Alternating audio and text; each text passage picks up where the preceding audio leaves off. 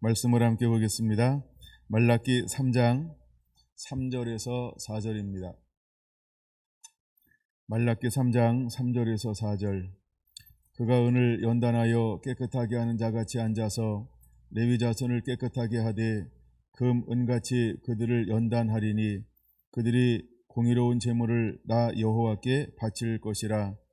그때에 유다와 예루살렘의 봉헌물이 옛날과 고대와 같이 나 여호와께 기쁨이 되려니와. 아멘. Are you ready? 오늘은 30번째 시간입니다. 오늘은 소제목으로 공의로운 제물을 바칠 자, 이런 제목으로 함께 은혜를 나누고자 합니다. 계속 말라기에서 이제 머물러 있어요. 출애굽기를 한참 보다가 지나가다가 이제 말라기에 많이 머물고 있습니다. 말라기는 굉장히 중요하기 때문입니다. 먼저 예수님께서 이 땅에 오시기 전에 하나님은 놀라운 계획을 가지고 있었는데, 그 계획이 무엇이냐 하면 주의 오실 길을 광야와 사막에서 예비할 자를 먼저 보낼 것이다 라고 하는 것입니다. 그래서 엘리야의 심령과 능력으로 사가랴와 엘리사벳이라고 하는 그 시대의 율법과 규례에 흠이 없이 살고 있는 한 가정의 주님은 주목하셨고, 그들을 통로로 이 땅 가운데 나실인 거룩히 구별된 하나님의 사람으로 양육하게 하셨고, 또 하나님의 성령은 그를 광야로 이끄셔서 그 속에 머물게 하셨고, 머무는 동시에 하나님의 말씀의 영이 그에게 임하여서 말씀으로 양육하였고, 때가 되면 하나님께서 그를 요단으로 인도하셔서 수많은 사람들에게 세례를 베풀게 했는데, 그 세례를 일컬어서 우리는 회개의 세례라고 말하고 있습니다. 그가 선포했던 메시지는 회개하라, 천국이 가까웠느니라. 회개할 것을 선포했습니다. 하나님 나라가 가까이 왔다라고 선포합니다. 놀라운 일이 벌어지고 있습니다. 예루살렘과 온 유다와 사방으로부터 사람들이 그가 머물고 있는 광야로 나오기 시작했다는 것입니다. 더 놀라운 것은 그에게 나왔던 사람들이 스스로 죄를 자복하며 회개하기 시작했다는 겁니다. 그리고 죄를 자복하고 회개함의 증거로 요한은 그들에게 물로 세례를 주었다는 것입니다.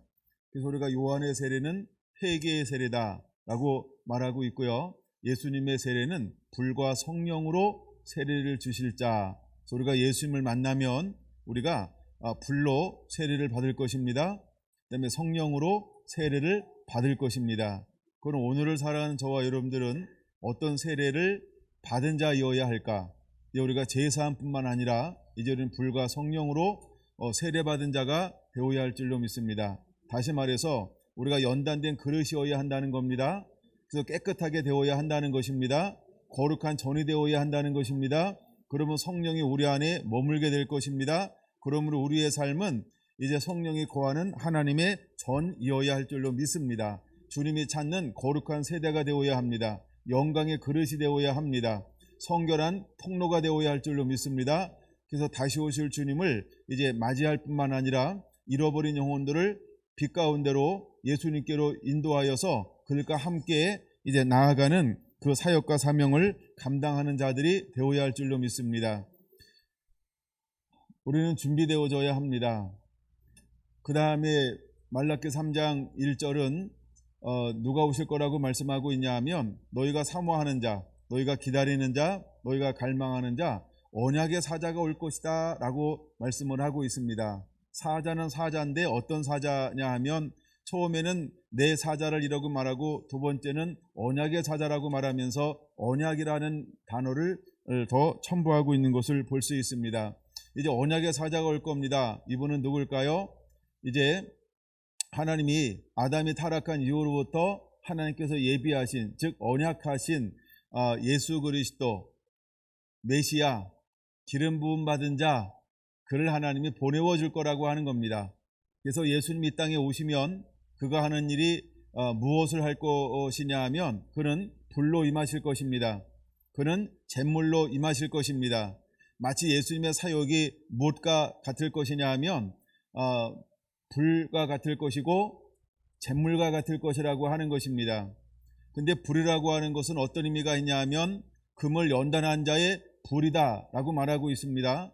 그래서 금을 연단한 자의 불은 크게 두 가지를 의미하고 있는데, 하나는 우리 안에 있는 모든 찌꺼기, 모든 불순물, 모든 불순종, 모든 죄악, 모든 우상 숭배한 거, 모든 인간적인 거, 모든 세속적인 거, 모든 죄악들을 정결케 할 것입니다. 그 다음에 두 번째, 정결케 하는 동시에 불은 어떤 의미가 있냐 하면 우리를 깨끗하게 한다는 겁니다. 정렬시킨다라고 하는 겁니다. 정결케 한다라고 하는 것입니다. 그래서 하나는 소지하는 것이고 하나는 우리를 깨끗하게 하는, 그래서 예수님이 언약의 사자가 오면 그는 불로 임하실 것이다 라고 말씀을 하고 있는 것입니다. 그러면 세례 요한을 통해서 준비됐던 수많은 사람들이 예수님께 나오는 동시에 그들은 어떤 결과를 얻게 되었을까요? 실제로 예수님을 만났던 수많은 사람들이 예수님을 만난 사람들의 공통점은 무엇이냐 하면, 우리가 마태, 마가, 누가, 요한을 보면 공통점이 하나 있는데 그게 뭐냐 하면 믿음대로 될지어다 라고 했던 것처럼 그들은 예수님에 대한 소문을 듣고 이미 회개하고 갈망과 사모하는 자, 그를 마음의 문을 열고 영접하기 시작했다라고 하는 겁니다. 그럼 영접하기 시작했다라고 하는 것은 어떤 의미를 가지고 있을까요? 그는 이미 죄의 씨름을 하고 예수님을 말씀을 듣고 정결함을 얻어 불로 소재되고 연단되어져서 예수님을 임금과 구주로 받아들여지는 놀라운 은혜가 임하기 시작을 했습니다. 할렐루야. 여러분에게도 그런 은혜들이 그대로 임하게 되기를 원합니다. 그 다음에 잿물이라고 하는 것은 무엇이냐 하면 씻는다라고 하는 겁니다. 잿물은 씻는 거예요. 잿물은 씻는데 뭘로 씻냐 하면 물로 씻는 것이죠. 물로 씻는 것이죠. 그래서 하나님은 우리에게 말씀이 육신이 되어 우리 가운데 오셨습니다. 그래서 말씀 일컬어 뭐라고 말한다 하면 물이라고 표현하고 있기도 합니다.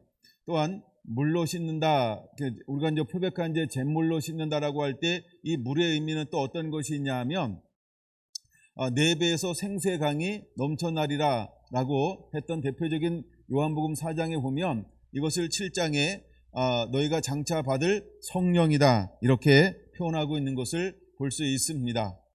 그래서 물이라고 하는 것은 또 어떤 의미가 있냐 하면 하나님의 성령을 가리킵니다. 그래서 우리가 물과 성령으로 거듭나지 아니하면 하나님 나라에 들어갈 수 없다 이렇게 말하고 있습니다. 그래서 이제 예수님께서 오시는데 언약의 사자가 오는데 무엇으로 오냐 하면 불로 올 것입니다. 또한 잿물로 올 것입니다. 근데 그가 오셔서 무엇을 하는 것이냐 하면 마치 은을 연단한 자 같이 앉아서 깨끗하게 한다는 것입니다. 은을 연단한 자 같이 앉아서 깨끗하게 한다는 것입니다. 근데 은을 연단하는 것은 어떻게 연단하냐 하면 시편 12편 8절을 보니까 흙 도가니에서 7번 단련한 은같도다. 무엇이? 여호와 하나님의 말씀이 라고 말합니다. 그런 말씀이 흙 도가니에서 우리를 단련한다라고 하는 겁니다. 그러면 은을 연단한 자 같이 앉아서 라고 할 때, 은을 연단한 자 같이 앉아서라고 할 때 이 흙도가니라니까 흙은 어디에 존재입니까? 하늘의 것이 아닌 땅의 것이라고 하는 것이죠. 그래서 우리의 육신이라고 하는 것, 우리의 욕망이라고 하는 것, 우리의 타락한 것이라고 하는 것, 우리의 어떤 이 본성을 주님은 어떻게 하실 것이다? 깨끗하게 할 것이다. 무엇으로? 이 땅 가운데서 우리를 마치 흙도가니에서 7번에 단련한 것처럼 우리를 여러 가지로 연단이나 시험이나 환난이나 여러 가지 이런 것들을 통해서 우리를 깨끗하게 하실 거라고 하는 것입니다. 그래서 예수님의 사역 중에 하나가 무엇이냐 하면 예수님을 만나면 우리의 숨어져 있는 속 생각이 드러나게 될 거라고 하는 것입니다. 예, 하여간 음이 더 이상해지긴 했지만 최대한 한번 괜찮은가요, 여러분들은? 예, 저만 이상한가 봐요. 기가 이상한가?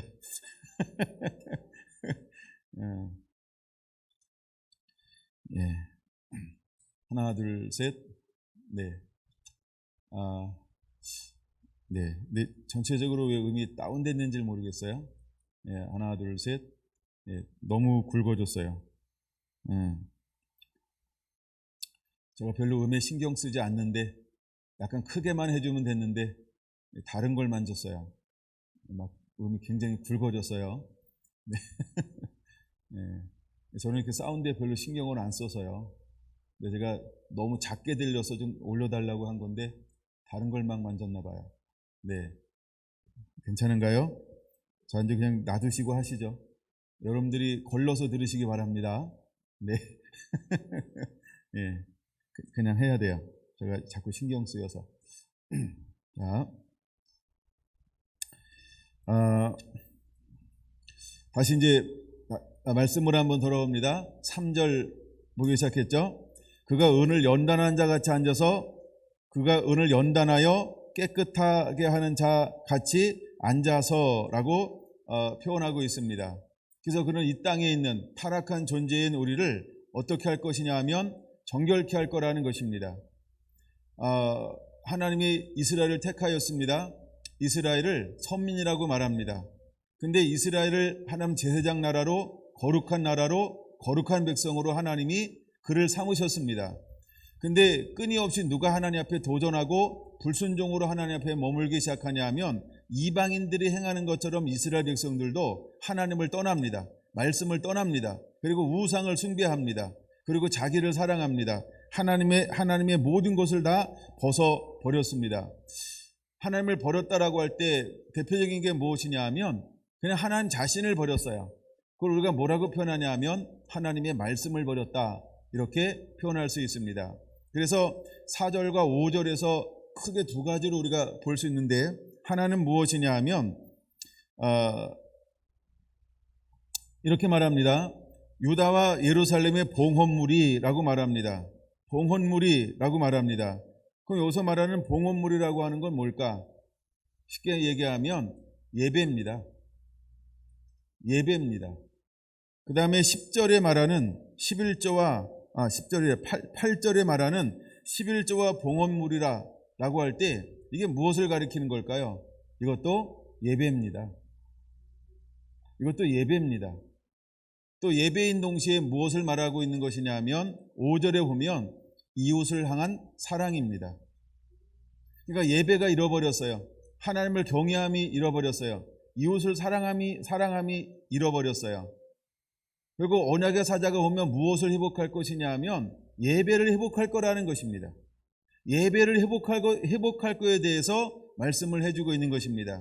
아담의 범죄함을 통해서 무엇이 무너졌나요? 예배가 무너졌습니다. 단순히 관계가 깨진 게 아닙니다. 단순히 땅의 저주를 받은 게 아닙니다. 단순히 사단이 너의 팔꿈치를 상하게 할 것이다, 이 정도가 아닙니다. 그리고 그 이후에 내가 사단의 머리를 밟는 자가 되게 할 것이다, 이 정도가 아니고 가장 중요한 게 뭐냐 하면 예배가 무너졌다는 겁니다. 예배가 무너졌다는 거예요. 무엇을 통해서? 불순종을 통해서, 하나님을 떠남을 통해서 첫 번째 언약이 파쇄가 되었다라고 하는 것입니다. 근데 예수님은 무엇을 하기 위해서 올 것이냐 하면 언약의 사자로 올 거라는 겁니다. 그럼 왜 언약의 사자로 올까요? 이 땅에 오셔서 언약을 회복할 거라는 거예요. 예수님이 오셔서 하는 가장 중요한 일 중에 하나는 뭐냐 하면 언약의 회복인 것입니다. 근데 그 언약의 회복 중에 가장 중요한 요소가 뭐냐 하면 예배의 회복이라는 겁니다. 예배가 회복되어져야 이루어지는 게 뭐냐 하면 관계의 회복이라는 것입니다. 이걸 우리는 친밀함으로 들어가는 길이라고 표현할 수 있는 것입니다. 그래서 언약의 사자가 와서 회복하는 제일 먼저 하는 게 무엇이냐 하면 말라기 3장 3절 하반절에 이렇게 말합니다. 그들이 공의로운 제물을 나 여호와께 바칠 것이라. 그들이 공의로운 제물을 나 여호와께 바칠 것이라. 그들이라고 하는 게 뭘까요? 불로 오신 언약의 사자, 제물로 오신 언약의 사자, 그가 함께 앉아서 이 땅 가운데 잃어버린 타락한 유기된 하나님의 떠난 진리가 없는 그들에게 그들을 회복합니다. 깨끗하게 회복합니다. 깨끗하게 회복된 그 사람이 제일 먼저 일어나는 게 뭐냐 하면 그들이 하나님 앞에 온전히 바쳐질, 하나님과 동행할 수 있는, 하나님과 함께 할 수 있는 거룩한 성령의 전으로 준비된 그 사람이 될 것입니다. 그래서 이것을 다른 말로 이렇게 말하는 것입니다. 공의로운 제물을 나 여호와께 바칠 것이라 라고 말입니다. 공의로운 제물을 나 여호와께 바칠 것이라. 먼저 내가 거룩해지는 것입니다. 그러고 나서 이건 또 다른 의미가 있는데, 두 번째는 내가 거룩한 상태가 돼서, 예를 들어 이런 겁니다. 내가 마음의 문을 열고 예수님을 임금과 구주로 모셔드립니다. 그리고 하나님의 성령으로 충만합니다. 그런 다음에는 무엇을 합니까? 나아가 땅끝까지 증인되리라. 그래서 잃어버린 수많은 영혼들을 무엇을 할까요? 성령이 이루터 너에게 임하시면 땅까지 증인되라라고 하는 것은 뭐예요? 또 다른 사람들을 주께로 인도하는 자가 되라. 베드로후서 3장 9절에 말하는 것처럼 하나님의 뜻은 아무도 멸망치 않고 모든 영혼이 구원에 이르기를 원하신다는 것입니다. 수고하고 무거운 짐자들아 다 내게로 오라. 내가 너희를 쉬게 하리라 라고 하는 이 사역을 감당하는 것이지요. 예수님이 12제자에게와 70여 제자에게와 모든 하나님의 사람들에게 요구하는 것이 무엇입니까? 가서 전하라는 것입니다. 가서 전하라는 것입니다. 복음을 나누라고 하는 것입니다. 이제 우리는 먼저 내가 회복되어져야 합니다. 그러고 난 다음에는 이 전도의 사명을 감당하는 자가 되어야 할 줄로 믿습니다. 할렐루야. 이것을 일컬어서 무엇이라고 말하냐 하면 그들이 공의로운 제물을 나 여호와께 바칠 자라라고 하는 말의 의미인 것입니다. 이제 우리는 이 사역이, 이 삶이 우리 삶 가운데 준비되어져야 할 줄로 믿습니다. 할렐루야. 그러면 언약의 사자가 와서 하는 첫 번째 일이 무엇이라고 말씀을 드렸냐 하면 그냥 사자가 아니고 무슨 사자다? 언약의 사자다. 그 언약의 사자로 왔으면 그가 제일 먼저 하고 싶은 게 뭘까요? 언약을 회복하는 것입니다. 언약을 회복하는 것. 우리가 한번 몇 가지 언약을 구약을 통해서 한번 살펴보려고 합니다. 여러분 창세기 1장입니다. 창세기 1장 27절에서 30절 같이 한번 읽어보겠습니다. 하나님이 자기 형상 곧 하나님의 형상대로 사람을 창조하시되 남자와 여자를 창조하시고 하나님이 그들에게 복을 주시며 하나님이 그들에게 이르시되 생육하고 번성하여 땅에 충만하라. 땅을 정복하라. 바다의 물고기와 하늘의 새와 땅에 움직이는 모든 생물을 다스리라 하시니라. 하나님이 이르시되 내가 온 지면에 씨 맺는 모든 채소와 씨 가진 열매 맺는 모든 나무를 너희에게 주노니 너희의 먹을 거리가 되리라. 또 땅의 모든 짐승과 하늘의 모든 새와 생명이 있어 땅에 기는 모든 것에게는 내가 모든 푸른 풀을 먹을 거리로 주노라 하시니 그대로 되니라. 할렐루야. 이것이 첫 번째 언약이죠. 사람에게 준 첫 번째 약속이라는 거예요. 하나님이 사람을 만드시고 26절 그죠? 사람을 만드시고 27절 사람을 만드시고 이걸 창조하시고 이렇게 했죠? 창조하시고 첫 번째 약속이 뭐예요? 첫 번째 한 약속이 뭡니까? 하나님이 그들에게 복을 주시며 그들에게 이르시되. 이게 하나님의 첫 번째 언약이라는 거예요. 그래서 그 언약이 생육하고 번성하여 땅에 충만하라 정복하라 다스리라 씨 맺는 모든 것을 너희에게 주노니 어떤 푸른 풀을 너희가 먹을 것을 너희에게 주노니 라고 말한 이것이 첫 번째 약속이라는 거예요. 언약, 이건 약속이죠. 그런 것처럼 첫 번째 약속을 해 주었습니다. 근데 이 약속이 어떻게 되었을까요? 2장 16절 한번 볼까요? 16절 17절 시작. 여호와 하나님이 그 사람에게 명하여 이르시되 동산 각종 나무의 열매는 내가 임의로 먹되 선악을 알게 하는 나무의 열매는 먹지 말라. 내가 먹는 날에는 반드시 죽으리라 하시니라. 이게 약속이죠. 이게 약속이죠. 임의로 먹되 동산 중앙에 있는 나무의 열매는 먹지 말라. 먹는 날에는 반드시 죽으리라. 이게 약속이죠. 이걸 다른 말로 말하면 언약이라고 말하는 거죠. 예, 언약이라고 말하는 거예요. 근데 그들이 어떻게 했습니까? 그들이 언약을 어겼다라고 하는 겁니다. 먹지 말라라고 한 약속을 그들이 지키지 않았어요. 그래서 아담과 하와가 범죄한 이후에 어떤 일이 일어났고 또다시 하나님은 어떤 약속을 해주고 있습니까? 3장 15절입니다. 3장 15절 시작. 내가 너로 여자와 원수가 되게 하고 또 후손도 여자의 후손과 원수가 되게 하리니 여자의 후손은 내 머리를 상하게 할 것이요 너는 그의 팔꿈치를 상하게 할 것이니라 하시고. 이게 뭐예요? 약속이죠. 범죄한 이후에 또 다른 하나님이 약속을 해주고 있는 것이죠. 그래서 우리가 약속이란 말과 언약이란 말과 같이 이렇게 같은 겁니다. 그래서 하나님은 끊임없이 우리에게 무엇을 하시냐면 언약하시는, 약속하시는 하나님이라고 하는 것입니다. 그런 다음에 얼마의 시간이 지났을까? 이제 두 번째 약속은 누구를 통하여 또 성경에 기록되어져 있냐 하면 노아의 언약, 노아의 약속, 우리가 이렇게 볼 수 있습니다. 6장을 한번 보겠습니다. 창세기 6장 5절에서 7절까지 한번 보겠습니다. 여호와께서 사람의 죄악의 세상에 가득함과 그 마음에 생각하는 모든 계획이 항상 악한 뿐임을 보시고 땅 위에 사람 지으심을 한탄하사 마음에 근심하시고 이르시되 내가 창조한 사람을 내가 지면에서 쓸어버리되 사람으로부터 가축과 기는 것과 공중의 새까지 그리하리니 이는 내가 그것들을 지었음을 한탄함이니라 하시니라. 할렐루야, 할렐루야. 이제 범죄한 이후에 더 나아가 그들이 도저히 하나님이 이 땅 가운데 놓을 수 없을 정도로 타락하고 범죄했습니다. 그래서 하나님이 어떤 계획, 어떤 것을 약속하고 있냐 하면 지면에 있는 모든 것들을 쓸어버리라. 하나님께서 그렇게 선포했습니다. 선포했습니다. 이건 약속이지만 하여간 선포라고 보고요. 그런 다음에 하나님이 물로, 홍수로, 이걸 노아의 홍수라고 말하죠. 홍수로 전부 실제로 전부 기식, 코로 호흡하는 모든 것들을 전부 멸하셨습니다. 그리고 노아의 방주에 들어간 것 위에는 전부 멸하셨습니다. 그런 다음에 하나님이 노아에게 무엇을 또다시 약속하고 있을까? 9장 1절로 한번 넘어가 보겠습니다. 9장 1절 시작. 하나님이 노아와 그 아들들에게 복을 주시며 그들에게 이르시되 생육하고 번성하여 땅에 충만하라. 하나님께서 아담을 만드시고 했던 첫 번째 축복이 무엇입니까? 생육하고 번성하여 땅에 충만하라, 다스리라, 정복하라 라고 했던 것처럼 또다시 하나님은 노아에게 어떤 언약을 하고 있습니까? 똑같은 것을 하고 있는 것을 볼 수 있습니다. 더 나아가서 7절의 말씀을 보게. 7절 9장 7절 시작. 너희는 생육하고 번성하여 땅에 가득하여 그 중에서 번성하라 하셨다 하라. 아멘. 11절 보겠습니다.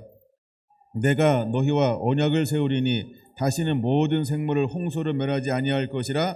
땅을 멸할 홍수가 다시 있지 아니하리라 하면서 하나님이 그들에게 무엇을 보여주고 있나요? 13절 내가 내 무지개를 구름 속에 두었나니 이것이 나와 세상 사이의 언약의 증거니라. 내가 구름으로 땅을 덮을 때에 무지개가 구름 속에 나타나면. 16절 무지개가 구름 사이에 있으리니 내가 보고 나 하나님과 모든 육체를 가진 땅의 모든 생물 사이에 영원한 언약을 기억하리라 하면서 하나님이 모든 생물 가운데 세운 언약이 무엇이냐 하면 무지개 언약. 이래서 우리가 노아의 언약이다 라고 이렇게 말할 수 있습니다.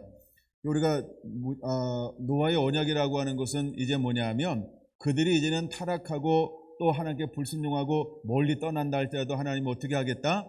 무지개를 보면 생각하는 거예요. 그래 내가 이번엔 다 멸하지 않는다고 했지 하면서 이것을 다른 말로 말하면 보존의 언약이다 이렇게 보기도 합니다. 그런 다음에 또 세월이 지났습니다. 근데 그들이 어떻게 했습니까? 바벨탑을 쌓았다는 거예요. 근데 바벨탑을 쌓았을 때 하나님이 그들을 멸하지 아니하고 어떻게 했습니까? 언어를 혼잡게 하셔서 그들을 흩어버렸습니다. 그리고 또 얼마의 시간과 세월이 흘렀을까? 하나님은 드디어 한 사람을 주목하시고 난 다음에 그를 불러 콜링하고 있다라고 하는 겁니다.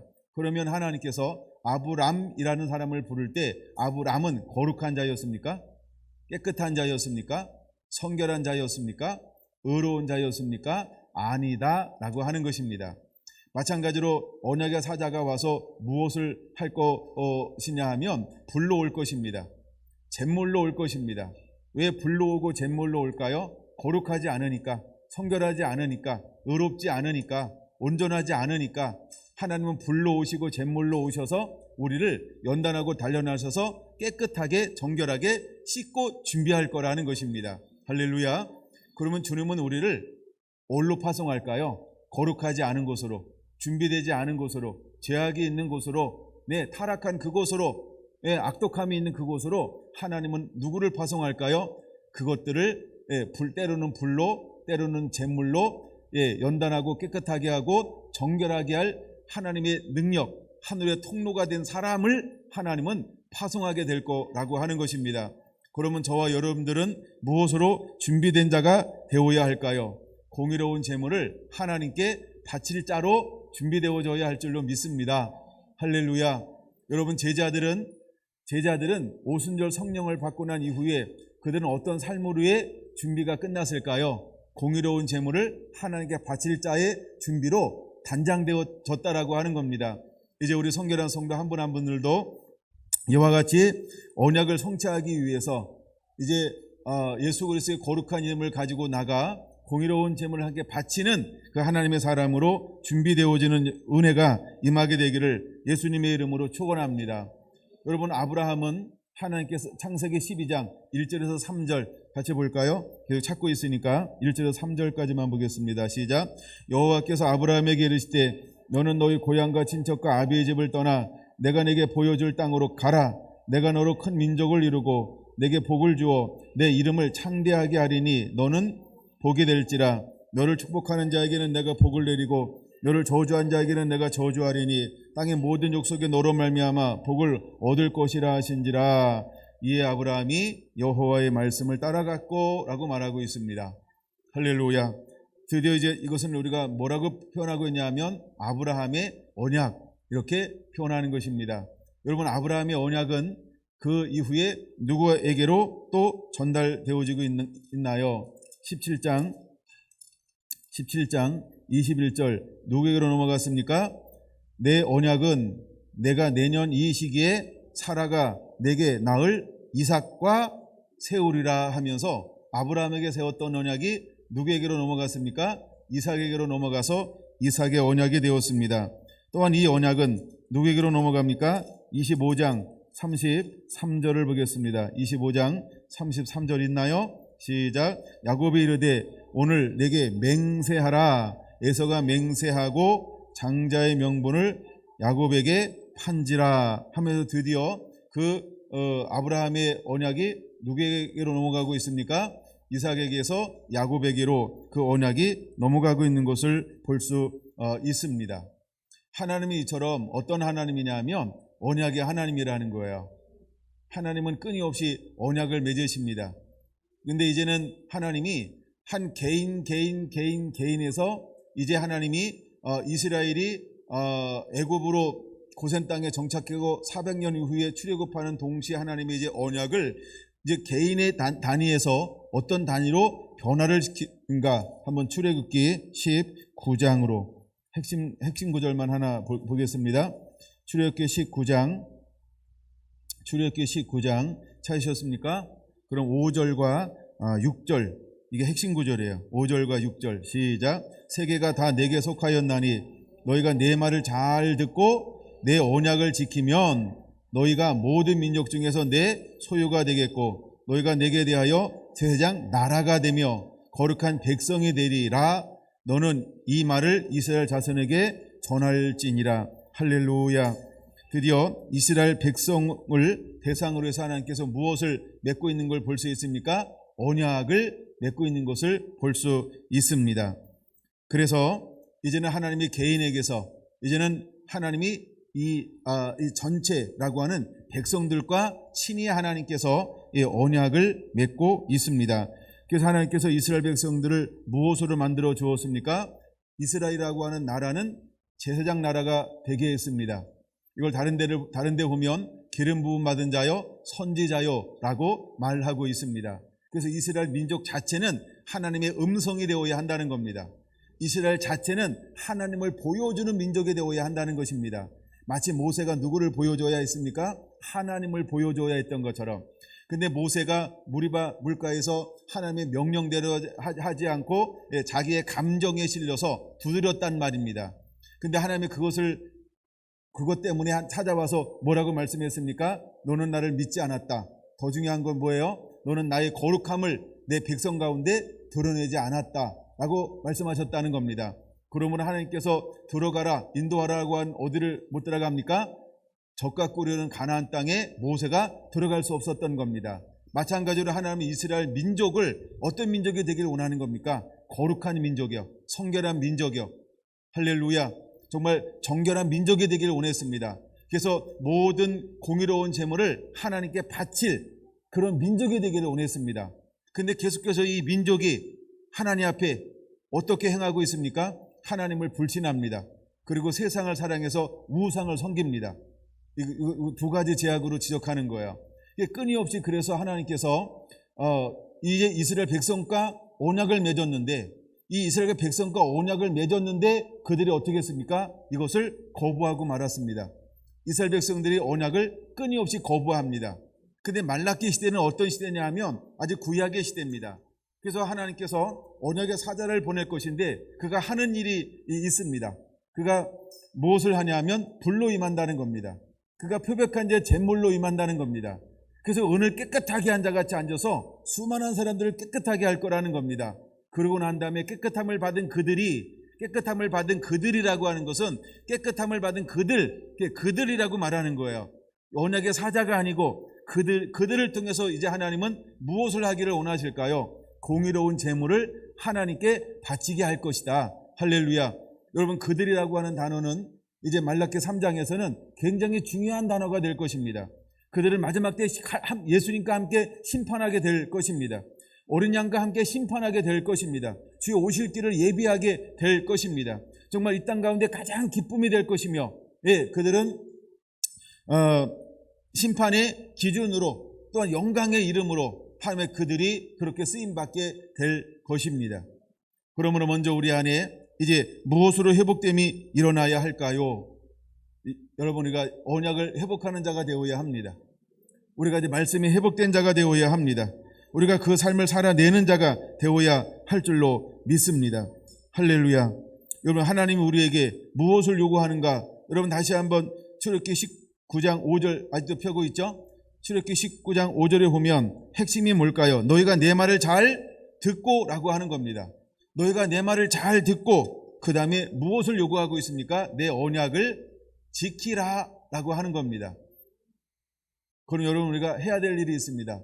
들어야 한다는 겁니다. 들어야 믿음이 생깁니다. 들어야 알 수 있다는 겁니다. 듣다라고 하는 것은 어떤 의미가 있을까요? 순종한다는 것입니다. 순종한다는 것입니다. 우리가 순종할 때 어떻게 순종해야 할까요? 그대로 멈춰라가 아니고 그대로 행하라. 할렐루야. 그대로인 것입니다. 이걸 다른 말로 제가 지난 시간에 뭐라고 표현했습니까? 단순해야 한다는 겁니다. 여러분, 우리는 두 번 다시 예수님과 같이 책상에서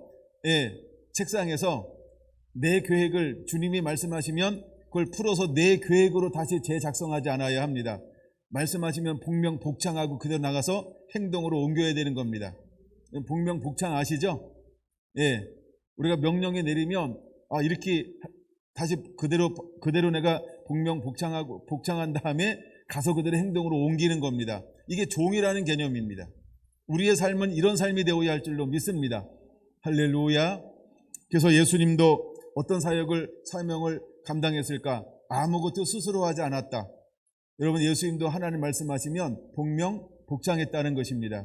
우리가 어떤 삶을 살아야 할까? 우리도 아무것도 스스로 행하지 아니하고 보여주는 대로, 말씀하시는 대로, 들려지는 대로, 깨닫게 하는 대로 행하는 자가 되어야 할 줄로 믿습니다. 여러분, 하나님은 우리가 이제 우리의 삶에 어떤 예배가 회복되기를 원할까요? 우리가 하나님 앞에 공의로운 제물로 드려지기 위해서, 그럼 먼저 우리가 이 시대에 어떻게 하나님 앞에 머무르는 자가 되어야 할까? 이걸 한번 신약으로 한번 하나 보겠습니다. 로마서 12장 1절 2절 함께 볼까요? 로마서 12장 1절 2절 시작. 그러므로 형제들아, 내가 하나님의 모든 자비하심으로 너희를 권하노니 너희 몸을 하나님의 기뻐하시는 거룩한 산 제물로 드리라. 이는 너희의 드릴 영적 예배니라. 너희는 이 세대를 본받지 말고 오직 마음을 새롭게 함으로 변화를 받아 하나님의 선하시고 기뻐하시고 온전하신 뜻이 무엇인지 분별하도록 하라. 언약의 사자가 오시면 무엇으로 오십니까? 불로 오실 겁니다. 그리고 잿물로 오실 겁니다. 실제로 언약의 사자가 무엇으로 왔습니까? 세례 요한은 무엇으로 세례를 주었다고요? 물로. 내 뒤에 오시는 분은 무엇으로 세례를 준다고요? 예, 불과 성령으로. 여러분 이게 이해가 되는지 모르겠습니다. 이해가 돼야 합니다. 안 되는 분은 어거지로 되게 해야 합니다. 이해가 되십니까? 그래서 언약의 사자는 무엇으로 오신다고요? 불과 잿물로 오십니다. 그럼 예수님은 무엇으로 세례를 주십니까? 불과 성령으로 세례를 주십니다. 그러면 잿물과 성령이 같은 걸까 다른 걸까? 표현은 다르나 내용은 같다는 것입니다. 이걸 빨리 이해하라고 반복하는 겁니다. 그래서 예수님이 실제로 이렇게 오셔서 수많은 사람들을 하나님께로 의와 진리와 생명 가운데로 인도했다라고 하는 것입니다. 이걸 간단한 말로는 요한복음 14장에는 나는 길이요 진리요 생명이니 나로 말미암지 않고는 아버지께로 올 자가 없느니라는 그 말씀으로 전부 이루었다라고 하는 것입니다.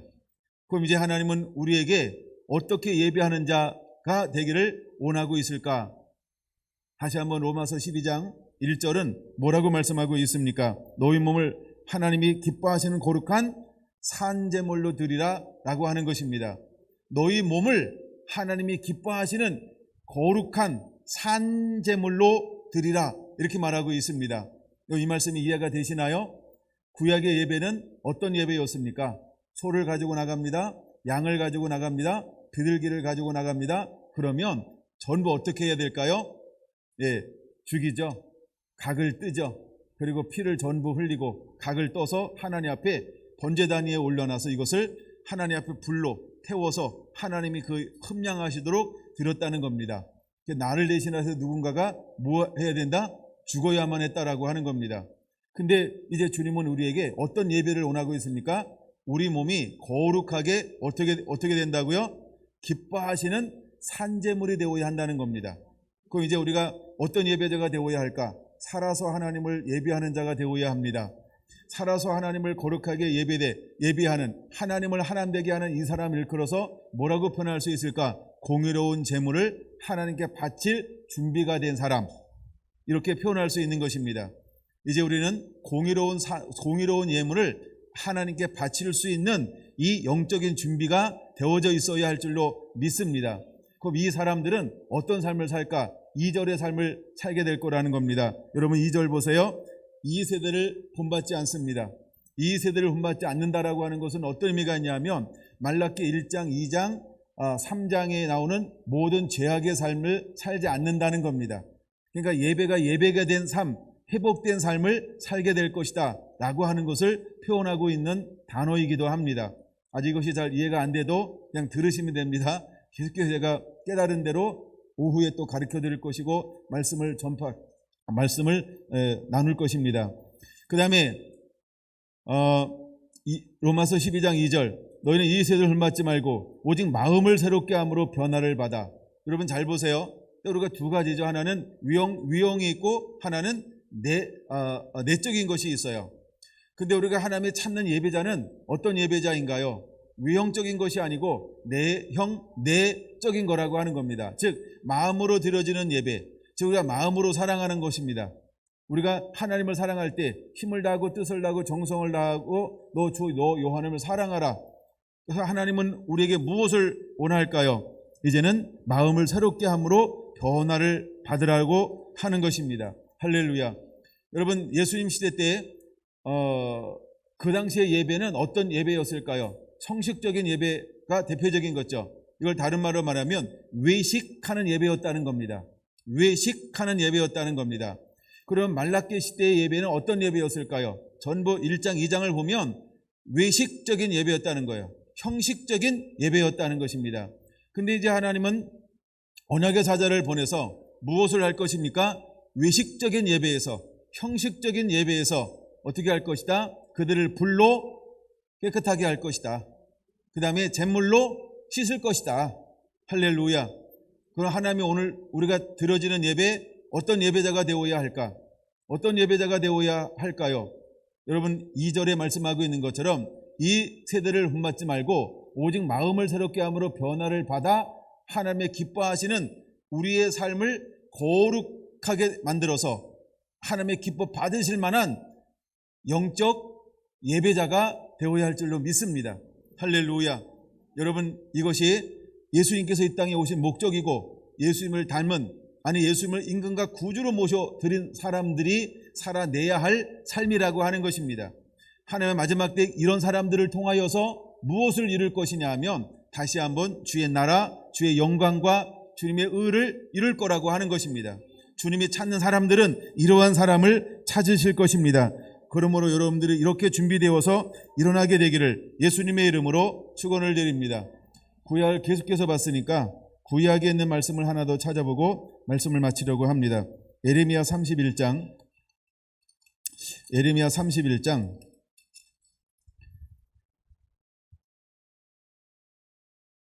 31절에서 34절입니다. 예레미야 31장 31절에서 34절. 31절 함께 읽습니다. 여호와의 말씀이니라. 보라, 날이 이르리니 내가 이스라엘 집과 유다의 집에 새 언약을 맺으리라. 2절. 이 언약은 내가 그들의 조상들의 손을 잡고 애굽 땅에서 인도하여 내던 날에 맺은 것과 같지 아니할 것은, 자 그러면 새 언약이라고 분명히 말하고 있죠. 그러니까 시내산에서 맺은 언약과 다르다라고 하는 거예요. 새 언약을 맺을 것이다. 근데 새 언약은 무엇과 비교하고 있어요? 시내산에서 맺은 언약과 다른 것이다. 이걸 말씀해 주고 있어요. 그 다음에 내가 그들의 남편이 있어도 그들이 내 언약을 깨뜨렸음이라. 여호와의 말씀이니라. 그러나 그날 후에 내가 이스라엘 집과 맺을 언약은 이러하니 곧 내가 나의 법을 그들의 속에 두며 그들의 마음에 기록하여 나는 그들의 하나님이 되고 그들은 내 백성이 될 것이라. 여호와의 말씀이니라. 하여간 여러분 이것을 붙잡고 있다가 자꾸 읽어야 돼요. 그리고 이것이 이해가 되어져야 말라기 3장이 이해가 되어질 수 있고 나중에 예수 그리스도가 오셔서 어떻게 하는지에 대한 예를 들어 로마서 12장이 실제로 이해가 되어질 수 있습니다. 다음에 이제 한 절 남았죠. 그들이 다시는 각기 이웃과 형제를 가리켜 이르기를 너는 여호와를 알라 하지 아니하리니 이는 작은 자로부터 큰 자까지 다 나를 알기 때문이라. 내가 그들의 악행을 사하고 다시는 그 죄를 기억하지 아니하리라. 여호와의 말씀이니라. 왜 그 죄를 사하고 악행을 기억하지 않을까요? 그들에게 무엇이 회복되었습니까? 예배가 회복되었다는 겁니다. 예배는 무엇으로부터 회복이 일어나는 겁니까? 말씀의 회복이 일어나야, 그 안에 진리가 머물러야 예배가 회복되어지는 것입니다. 근데 예수님이 사역했던 그 시대가 어떤 시대였습니까? 제가 마태복음 12장이나 16장을 통해서 말씀했죠. 12장 38절 그 시대를 예수님께서 뭐라고 정의했다고요? 악하고 음란한 세대요. 그러니까 악하고 음란하다라고 하는 걸 제가 뭐로 해석해 드렸어요? 진리가 없는 상태. 그러니까 그들에게 악하고 음란한 세대는 무엇을 잃어버린 거예요? 하나님과 나와의 관계에서 예배를 잃어버린 것입니다. 그래서 하나님이 언약의 사자를 보낼 것입니다. 언약의 사자를 보내서 제일 먼저 하는 게 무엇이냐 하면 예배를 회복하는 것입니다. 예배를 회복하는 것입니다. 그런데 이제 예배가 회복되기 전에 구약은 이것을 무엇이라고 말하고 있냐면 이것을 율법의 회복이다. 다른 말로 말하면 말씀의 회복이 먼저 일어날 것이다. 이렇게 말하고 있는 것입니다. 그래서 예물을 드릴 것이다. 그 다음에 봉헌물을 드릴 것이다. 그 다음에 규례를 지키라. 여러분들이 말라기 3장을 기억하는지 모르겠어요. 말라기 3장 하나 더 보고 마칠게요. 하나만 보고 마치려 했더니, 자 7절 보면 나의 규례를 떠나 지키지 아니하였도다. 나의 규례를 떠났다는 거예요. 규례가 뭘까요? 출애굽기 20장에서 23장에 말하는 바로 이 율법을 말하는 거예요. 우리가 보통 하나님의 말씀을 율법과 규례와 법도와 계명과 이렇게 네 가지로 분리하기도 합니다. 우리가 세분화하면 그렇게 분리합니다. 근데 이것을 하나로 말하면 뭐라고 말할 수 있을까요? 율법, 이렇게 말합니다. 또 하나로 말하면 뭐라고 말할까요? 계명. 또 하나로 말하면 뭐라 할 수 있을까요? 규례. 어떤 땐 네 가지로 분리하기도 하고 어떤 땐 한 가지로 이렇게 표현하기도 하고, 그러니까 용어의 이해를 해야 이게 풀릴 수 있어요. 이제 이해가 되신 거죠? 그러면 7절에 결국 언약의 사자가 올 것인데 무엇을 하기 위해서 오신다는 거예요? 말씀을 회복하기 위해서 오신다는 거예요. 진리를 회복하기 위해서 오신다는 거예요. 그래서 그분이 오시는데 무엇으로 오실까요? 요한복음 1장에는 말씀이 참 진리가, 그렇죠? 말씀이 육신이 되어 라고 말하고 있는 것입니다. 여러분 안에 이제는 이 언약의 사자가 오면 우리 안에 어떤 일이 일어날까? 그는 불로 오실 것입니다. 그는 잿물로 올 것입니다. 그래서 우리를 깨끗하게 할 거라는 것입니다. 여러분 안에 이런 은혜가 임하게 되기를 예수님의 이름으로 축원합니다. 할렐루야.